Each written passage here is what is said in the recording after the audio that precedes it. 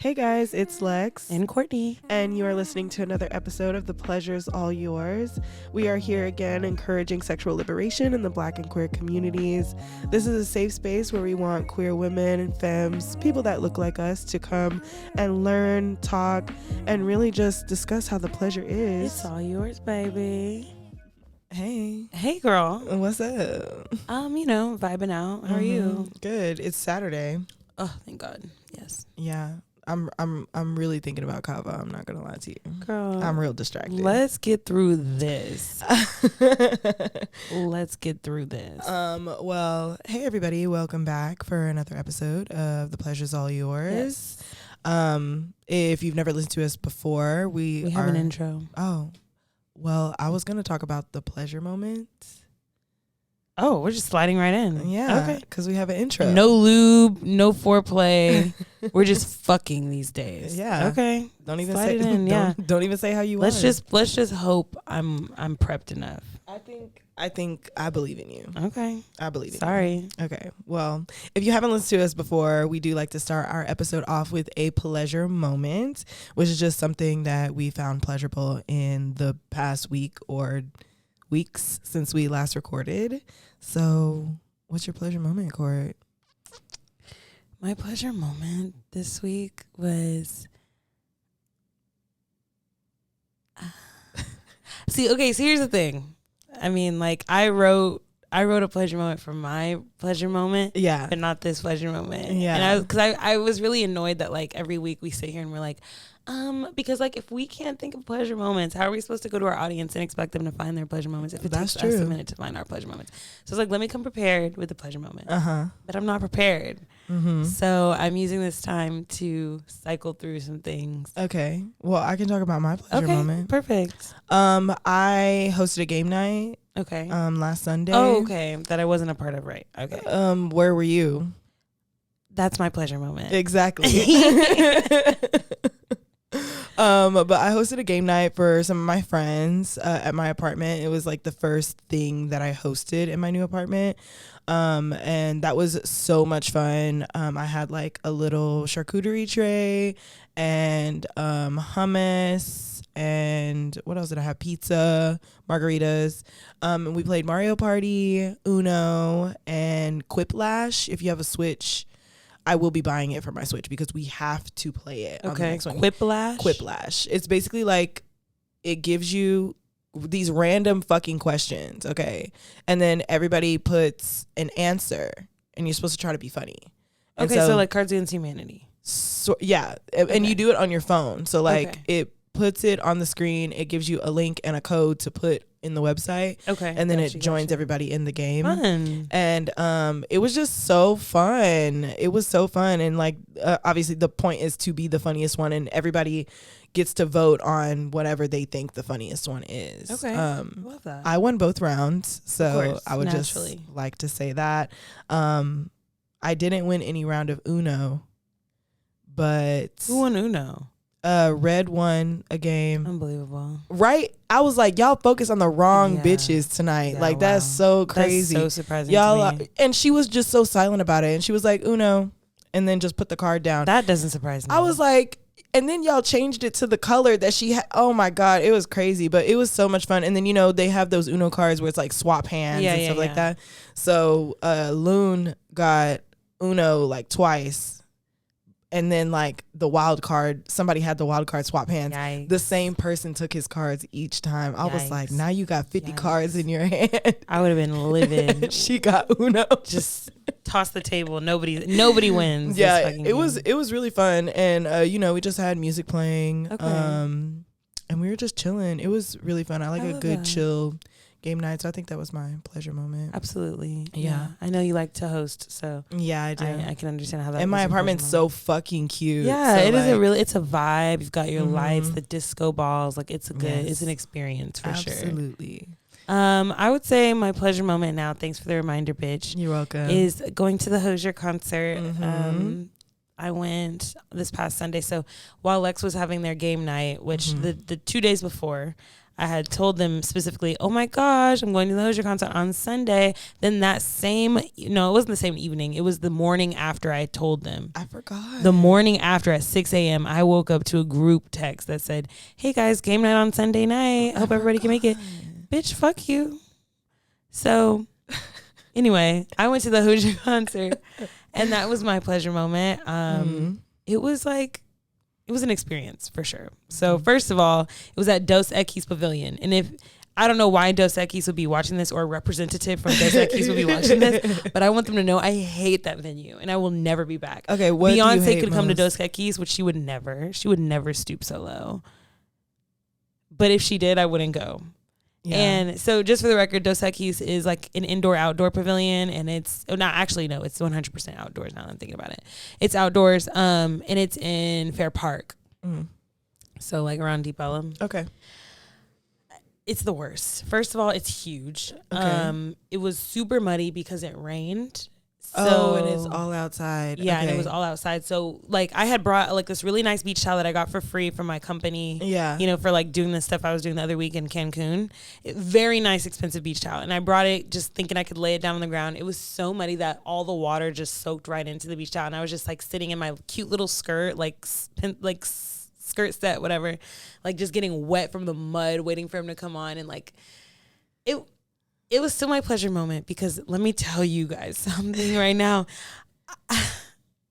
Everything I say over the next 2 weeks possibly will probably be about a heterosexual man, and I hate that for me. But Hozier, he was on another level on Sunday. Like genuinely, Lex, like I was in a trance. I think I texted you that I was in a trance. You did. I literally felt it from like my brain was getting the fuzzies to my pussy was like melting watching him sing. Like he was in a bad mood, and I know my man, so I can tell when he's in a bad mood.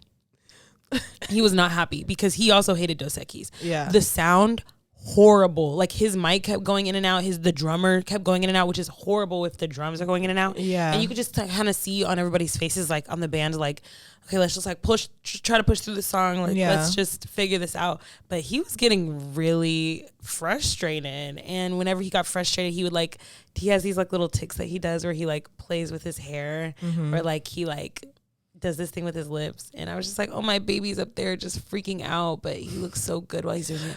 Courtney said, where's the stage manager? No, immediately I was like, can somebody this is ridiculous. This shouldn't be happening to somebody of his stature. Yeah. But anyway, he just like channeled all of that aggression into some of his more aggressive songs. I love that. And I was feeling it. And it helped that I'm going to call this person Green.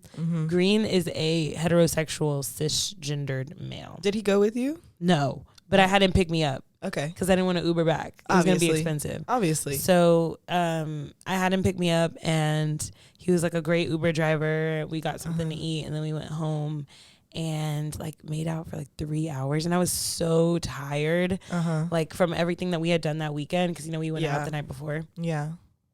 I was just like kind of like falling asleep while we were making out. But it sounds crazy, but it was like super hot because I was like delirious at some point. Like I literally didn't even know what was happening.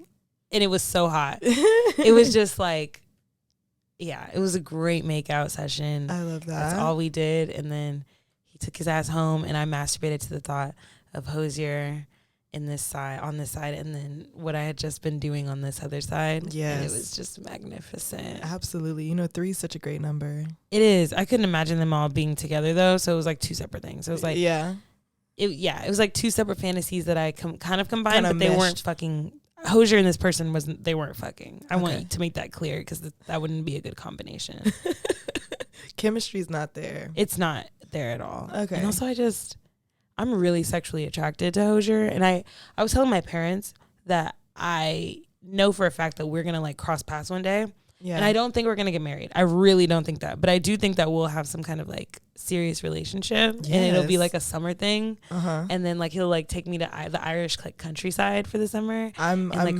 manifesting this for you I've been already. manifesting it. Yeah. I manifested it that night.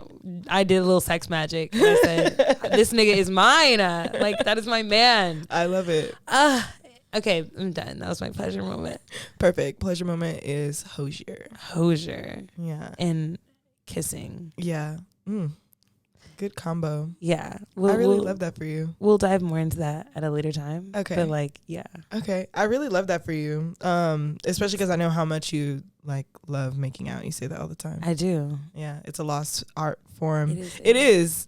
It is. It is. I don't think people enjoy making out as much as like I feel like they should. So. I think we're always rushing to the next thing. Yeah. I think that's really what it is. Honestly, we're in it now, so we might as well just chat about it now.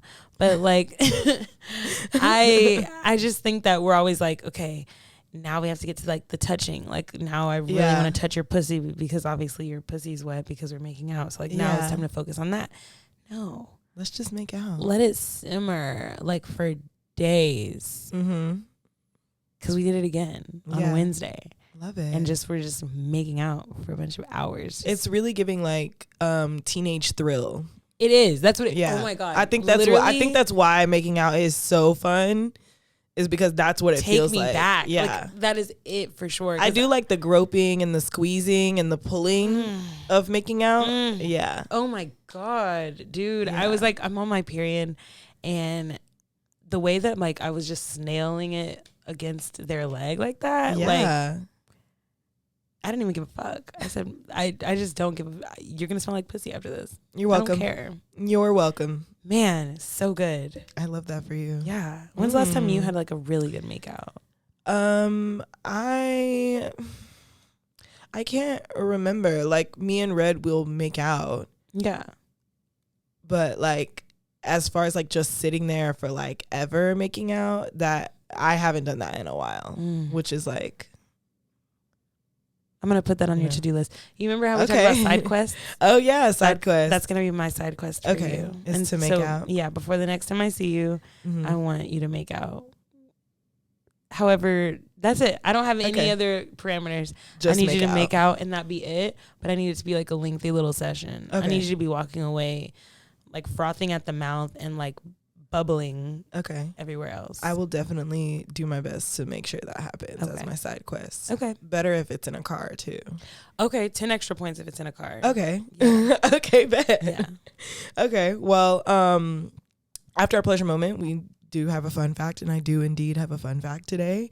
It is May. Oh my God, it's May the 4th. It's that Star Wars day for you niggas that are nerds and like that shit. Yeah. May the 4th be with you. May the 4th be with you. I know tomorrow's Cinco de motherfucking Mayo. Yeah. Okay. My apartment complex had a Cinco de Mayo celebration yesterday. That shit was so fun. They set up margarita machines. They were like grilling. There was like steak fajitas, sausage, shrimp, elote. Like they did the whole. They spent the budget. Oh, they spent the budget. They spent the budget. Bitch, with how much rent is, they better be spending the fucking budget.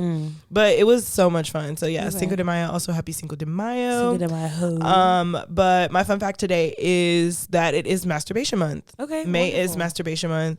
And you know, like so many other things regarding like sex and vaginas, it was founded by a Black woman. Really? Isn't that so crazy? I love that. That is a fun fact. Yes. So masturbation month is a thing all because of former U.S. Surgeon General Jocelyn Elders. Okay. She was also the first Black woman to serve as the Surgeon General of the United States.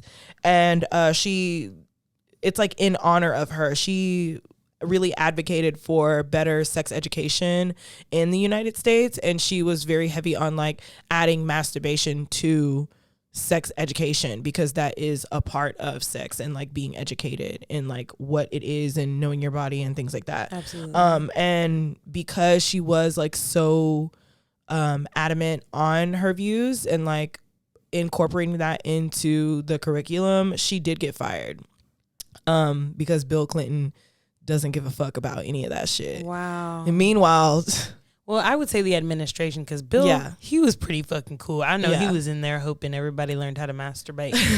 He was trying to teach everybody. Yeah. That's the problem.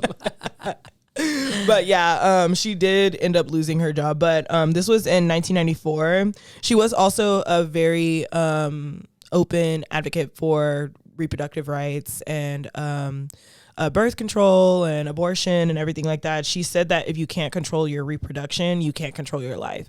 Because like if you are consistently getting pregnant, you can't really be in control of your life. Yep, because there's like what? Womb management. Yeah. Also, let's talk about that. But yeah, she was just basically a Black woman that was out here doing that shit. So shout out to Jocelyn Elders. Yeah, that's awesome. Yeah, we still don't have better sex education in the United States, but she did what she could while she could. Every step counts. Every step counts. Yeah.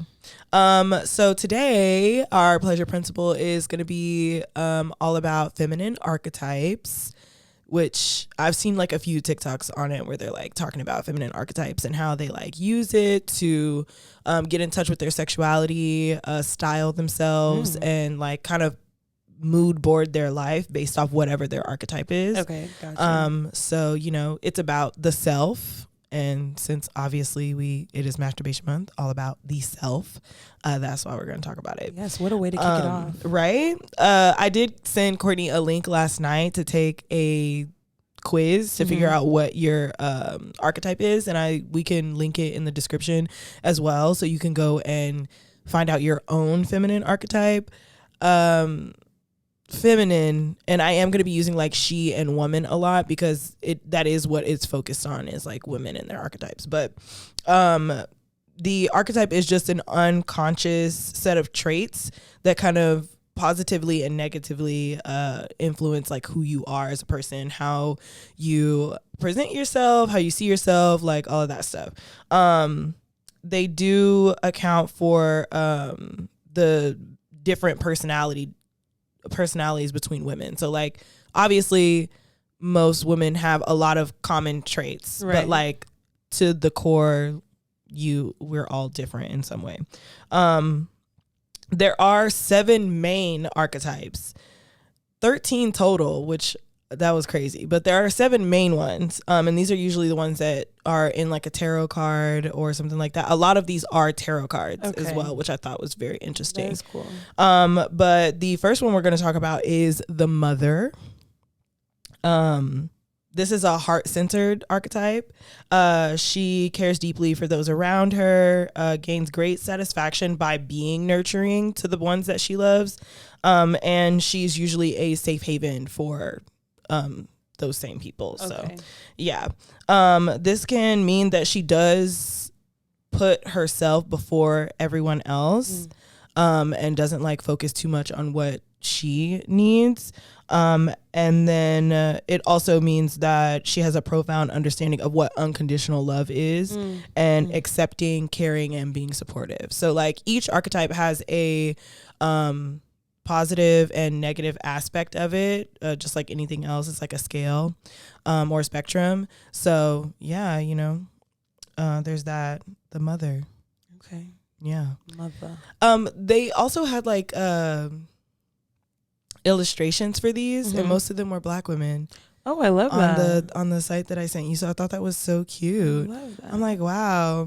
I want to be on one of these. Yeah. But the next one that we're going to talk about is the maiden. Okay.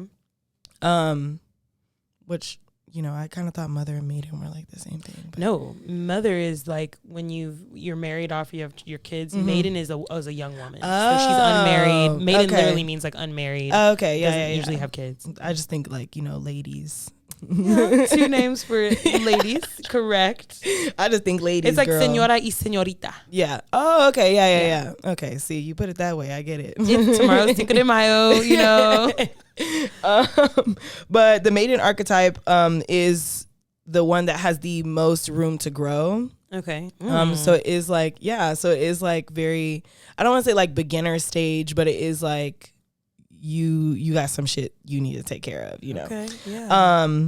She is an idealist who hasn't learned how to turn her dreams into reality just yet. Like she's kind of like a butterfly in a cocoon. Okay. Like she kind of getting ready. Okay. You know. And I think like while I was doing these, I related to a lot of the archetypes and their descriptions. Yeah. And like even the articles that I was reading, they were saying like, we all possess these things. Right. Just some of us lean heavier towards one way than the other. And it sounds like obviously it can change throughout your life because it can. like you aren't always going to be a butterfly in a cocoon. Yeah. I mean, unless you are. Yeah. I think early 20s is probably the maiden. Yeah. Yeah. Yeah. That's yeah. Yeah.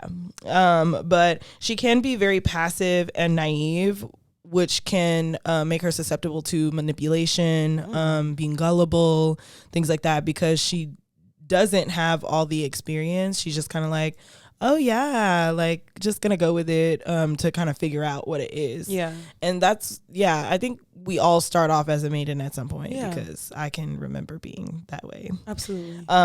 She is also idealistic, which makes her really creative, adaptable, empathetic, and open to learning new ideas, learning and accepting new ideas. Perfect. The next one is the queen. Okay. She's the leader of all of these archetypes. You know, she's at the head, queen shit. Extremely loyal and values long-lasting relationships, not just romantic ones, just relationships in general. And is very loyal to those, to herself and to those relationships. She is driven by success in her career and has a habit of making really powerful alliances with the people around her as she goes forward. As a queen would. Hello. She knows her worth and values the finer things in life. She can fall into very jealous and controlling behaviors, which, you know, doesn't always mesh well with others. And her confidence and loyalty does make her stand out. She is also very sociable and ambitious. Okay. So, yeah. The Huntress is the next one. Makes me think of Enchantress. What movie is that? Snow White? No. Fucking Suicide Squad with fucking Will Smith in it. Enchantress. And that one lady, yeah. Yeah. Cara Delevingne. I always say Deverangi or whatever the girl, fuck her last name is. please. I just know it's that one bitch with the bushy eyebrows. Yeah, that was fucking Rihanna, and then was fucking Ashley Benson. Yeah, and then she was in a picture with Megan Thee Stallion. Oh yeah. Yeah, and then there was there's always a really tall lesbian in her and her lackeys, and it was like Megan Thee Stallion and Cara, and then one other white bitch that was like carrying stuff for her. I was like, love it. Yes, fitting Frame in. it. Yes. But this is the most independent of the archetypes. She knows how to persevere and fend for herself. Very resourceful. Can make something out of nothing, kind of thing. She often serves to protect more vulnerable women. So very much back up off my bitch. Wait, hold up, you need to chill. Not that one kind of bitch, you know. Which I really can appreciate. She does struggle with being vulnerable and making deep connections because she is so independent that it can be being over independent or hyper independent, however you want to word it. But she does also have the confidence to face absolutely any challenge that is put before her because self-sufficient, you know, all of those things. So Huntress, yeah. And if all of these are sounding like you, again, just wait till we done, because there are subtypes of the archetypes. Okay. And then, you know, obviously go take the fucking quiz. Right. It'll tell you all of that. It'll tell you all of that, and it'll explain it and everything. The next one is the Sage, the most rational of archetypes. Focuses on self-improvement and is not afraid to shed her skin and leave past versions of herself or relationships or anything. Basically, she's not afraid to leave things that aren't serving her and moving forward where they are. Yes. And very a wise woman. Yes, very much able to create and destroy whatever version that she needs to be. So that's a beautiful quality to beautiful, have, right? She is the knowledge seeker, which makes her the wisest of the archetypes as well. She can struggle with being empathetic to others because she feels like she knows all that shit already. But she is devoted to bettering herself and speaking and seeking whatever truth there is for herself and those around her. So yeah. The Mystic is our next one. Most spiritually inclined and calm archetype. Okay. Very like chill kind of bitch, you know, very like, okay. The spiritual baddie is usually like who the mystic is. Okay. Finds peace in her solitude and is usually very introverted. Does focus mostly on her inner world and herself, basically. Struggles making meaningful connections because she's so isolated and introverted. But she does have a high self-awareness and is like, people are attracted to her because she's so peaceful, like attracted to the peace that she brings. So, the Lover is the next one. The embodiment of sacred sensuality. She's the most sensual of the archetypes, which I don't know. When I hear Lover, I don't always think sensual. I always think of love, but like, you know. Well, I think sensual is love, not sexual, you know, like sensual meaning like romantic, meaning like concerned about like the beauty and the senses and how people feel and like connecting with people on like a feeling level. Yes. It gave me this archetype gave me a different, like it gave me a different outlook on it. So I was like, oh yeah, that's cute. When you think of Lover, you think of what? When I think of Lover, I think like caring, there, empathetic. I don't know, just like... Sounds like the mother. Right? That's what I'm saying. Like, that's what I'm saying. Yeah, but maybe you're the mother lover. Hey. I try to be. You know, I love a good MILF. She is an abundant source of energy and creativity as well. Can very much struggle with committing to people and things. Because like she does want to get everything she can like out of life. And I think that is just that like... probably just like the passion and the sensuality that comes with her. You don't want to miss out on any opportunities to connect. Absolutely. Yeah. And like be in any sensual dynamic. Exactly. Yeah. She is grounded in the present and does have the ability to attract and make anything possible. Okay. Like think about something, that bitch about to make it happen. You know, one way or the other, that bitch about to make it happen. Yeah. Yeah. So out of the 7, before you took the quiz, out of the 7, which one did you think that you related to more? I thought it was out of that 7, I think I would have identified with the Lover. Yeah. Yeah. Yeah. I was like very much like mother or that's where I thought I was. I would have put you as huntress. Or that was my second one. Very independent, resourceful, protective of the other, you know, like the less... I don't know, the less huntress people. Yeah. I could definitely see as a huntress. Maybe that's what I'll go as for Halloween. Huntress. Yeah. You know why it reminds you of that? Because Birds of Prey, which is that, remember the all girls movie? Oh yeah, there was one of the superheroes' names is Huntress. Yes, and she's like, she has like a temper issue. It's that sexy ass she's like Mary Elizabeth Winstead. Yes. Love her. Yes. Yeah, she has like, people kept thinking, like they kept mistaking her for something else. She's like, no. Yes. I'm the huntress. Yes. Like, yeah. That was a good movie. It was a good movie. Yeah. Margot Robbie. So versatile. Very. Oh, it was a butterfly. Sorry. Distracted. But of the 7, there are also 6 other sub archetypes. I didn't go too deep into them. I just wanted to name them. And then after that, we're going to talk about what our archetypes are. Okay. But there was the Siren, who is like, she's all about beauty, charm, and she uses her beauty and charm to influence people around her. Her main enemy is guilt and shame, though. So there's that. There's the Sophisticate, who is strategic, elegant, and mysterious. Like, that makes sense.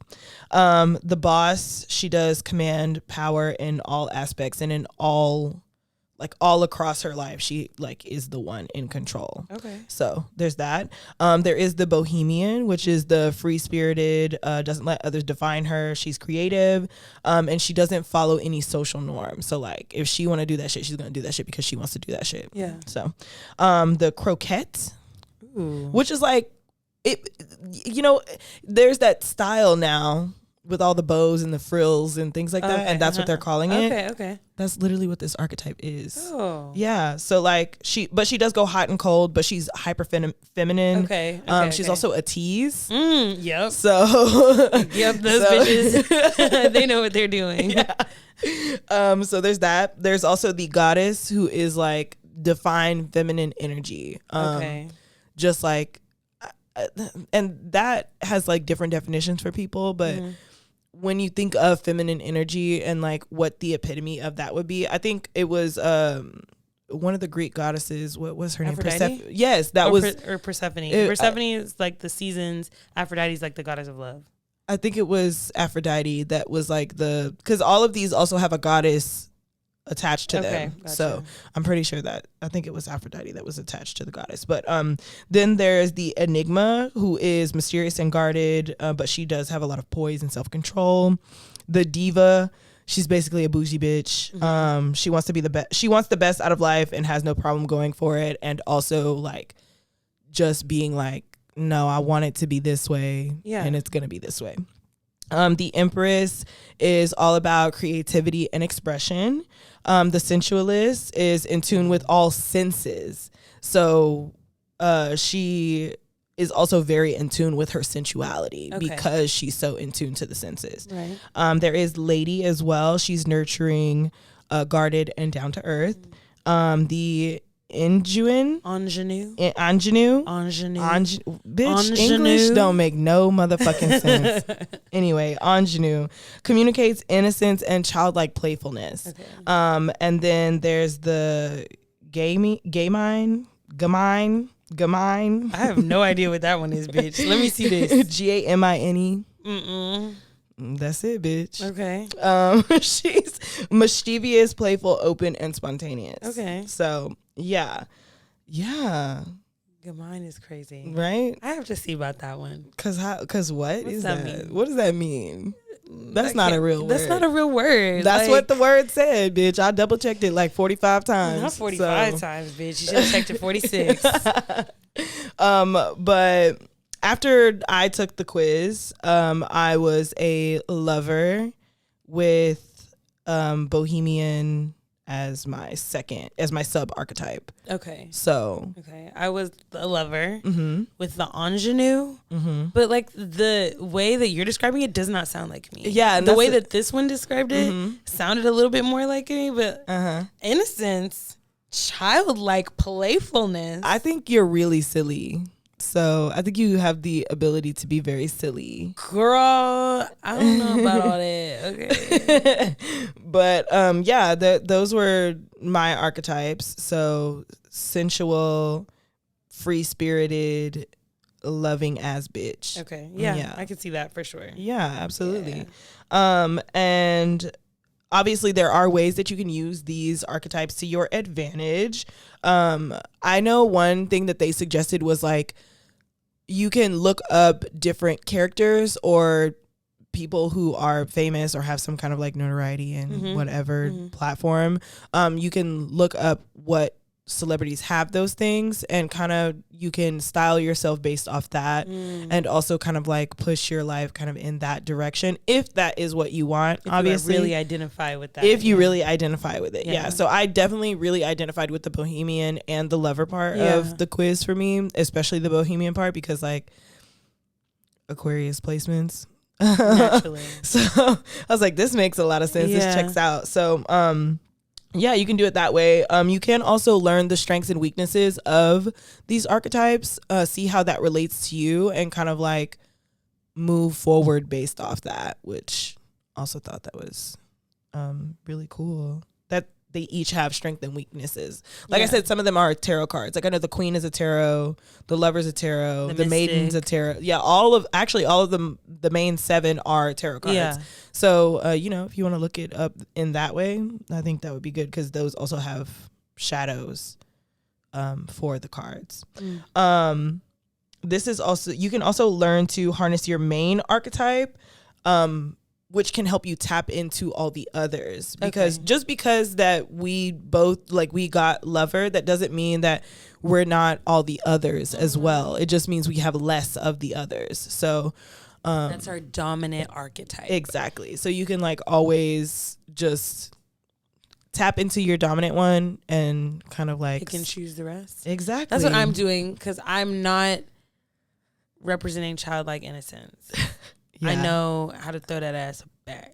Yeah, and that's not very childlike at all. It's not, and I don't want it to be at all. Like, we're not promoting that. I do not want that in any way. You can also dedicate like time to yourself, like just having like how you would dedicate solo time anyway, just to sit with yourself. It'll give you time to like practice a self-love ritual that can feed into your archetype. This can also make room for your pleasure and like building a better relationship with yourself and your body. I think that you should be doing that anyway. True. Making time for yourself to like really sit with yourself.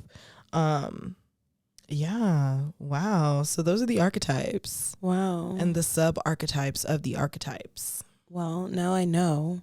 So I would love to know like what the lover dresses like. Like, yeah. How do they move throughout their day? That's what I'm going to research. I feel like Pinterest is going to be my best friend. Oh yeah, you can make a Pinterest board for your archetype. Yes. Absolutely. Yes. And you know, if you're trying to do like a wardrobe change or you're trying to do like a look change, check out your archetype, babes. Yeah. Boom, there you go. You know, I have a Libra Venus and they're always telling me like I need to wear like soft like pinks and like whites and like, and I'm just like, girl, I'm not doing that's that. Not even that's not even in my closet. Yeah. I literally have nothing like that in my closet. If you came in just like a full pink something, I would be like, it was like cottagecore, but like a little more like romantic.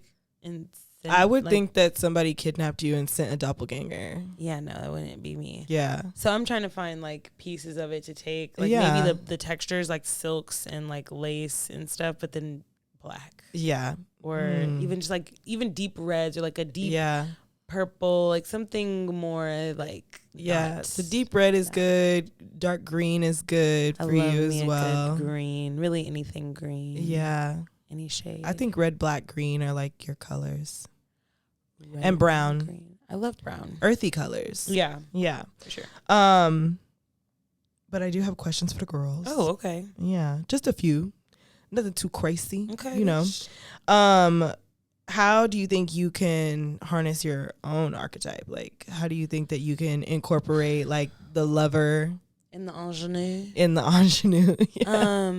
I think I incorporate the lover now. I feel like, especially as I just like own more of my sensuality and my sexuality and like my power, I would say is a good word for it. Yeah. I think I'm living more of that life, but I could definitely, I think, benefit from like learning the patience and like the charm aspect of it, like kind of waiting for things to like come to me. Yeah. I think that's something I would need to work on. Yeah. I think like in terms of the lover, probably more so like internally. Okay. Probably just like focusing more on like ways to connect better and more positively with like my body and myself and use that to my advantage. I don't know why it's gotten so hard like as I've gone through life, because like early 20s, mid 20s, that shit was not like a big deal. But like, I don't know. Never mind. I was like, I really blame that bitch. Oh. That's I feel like is really when shit kind of turned around for me. So yeah, that makes sense. Really irritating. I feel like we should find her and unalive her. But hey. Wow. Interesting that you would say that on a podcast. I'm not saying we will. I'm just saying like if I could VR something, like virtual reality something, I would. Maybe that would like, give me some closure. Yes. And I validate your feelings for the need of closure. Yeah. Virtual reality style. Metaverse. Yes, metaverse. Okay, Apple, get on that shit. I mean, as far as the ingenue though, like I could, I be laughing niggas out there draws. You do indeed. So I will say, yeah. That's what I was saying. I can tap into that. Yeah. Like I'm a funny little bitch. Yeah. I can be childlike. Yeah, that's all I have to say. Okay. I think, what was mine? The Bohemian? I don't know. I feel like I'm pretty in tune with that part of myself. I feel like I do that naturally usually, is like just kind of doing what feels right for you, for me. Yeah. Like, I don't give a fuck. Give me your opinion, bitch. I don't give a fuck. I'll take it maybe. Listen, I don't even want you to give it to me, honestly. Unless I asked you or I value your opinion, I don't give a fuck. Okay. Do not tell me what you think about what I'm doing, baby, because I don't give a fuck. I'm going to laugh in your face. The next one is, do you feel that the quiz defined you well?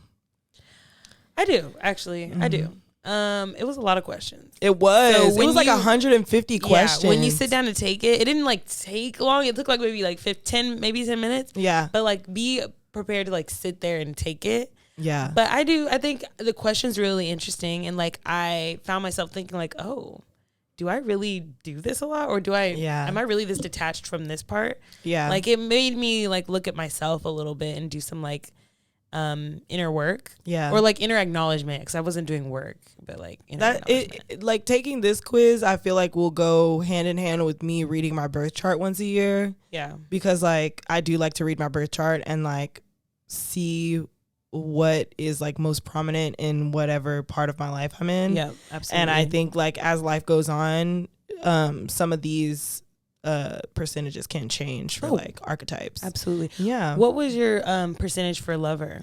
Let me see. I have a screenshot of it. It was high. Yeah. Though. It was high. Hold on. I'm gonna pull it up. Okay, so my lover was 85.7%. Oh wow. Okay. Huntress was 79. The maiden was 66. The mother was 69. Mystic 61. Queen 60. The queen and the sage were the same. Okay. Interesting. Yeah. Oh, I have yours too. I got it. Okay. Yeah, mine was 79.05% for lover. Mm-hmm. And then my next one was the huntress, my next one was the maiden. Yeah. Which was 71%. And then the sage and the huntress were the same. Yeah. And then the mother and the mystic were the same, which is interesting. It makes sense that your maiden would be there, because I feel like you're also in a part of your life where you're like exploring who you can be and who you can like shape into. So for sure, I do love that for you too. Yeah, it'll definitely give you some good results, and you can look through it. I feel like there's a lot of sections of this website that are like no longer there. Yeah, but you can supplement that, which I'm sure you did, with like just Googling the archetype. Yeah, go on Pinterest, go on TikTok. You can learn more about it. There's so many TikToks about the archetype, so definitely suggest that. I think the quiz defined me well. Yeah, I think it defined me really well. Yeah, I would say so. I don't have any like qualms at all with it. That's such a like. Again, the English is so weird. Every time someone says that word, I think about how it's spelled, and I'm like, it's such a weird word. Isn't it spelled Qualms? Yeah. Qualms. That's how you say it. I know. Qualms. Ingenue. I get that. Gaiman. What the fuck is that? That gammon? I don't like that word. Listen, words aren't even real. We just kind of... Animals don't understand. Like, a cow is not going to understand that. You'd be surprised. They're pretty smart. My next question is, how do you think this info will affect how you move forward? I think it'll make me really just want to tap into like my lover aspect, because I do like that placement. Yeah. It's something I want to be. And I really thought I was the siren. Mm-hmm. That's what I've been called since I was a very young age. That's because you got that voice. Yeah, and also like I eat men.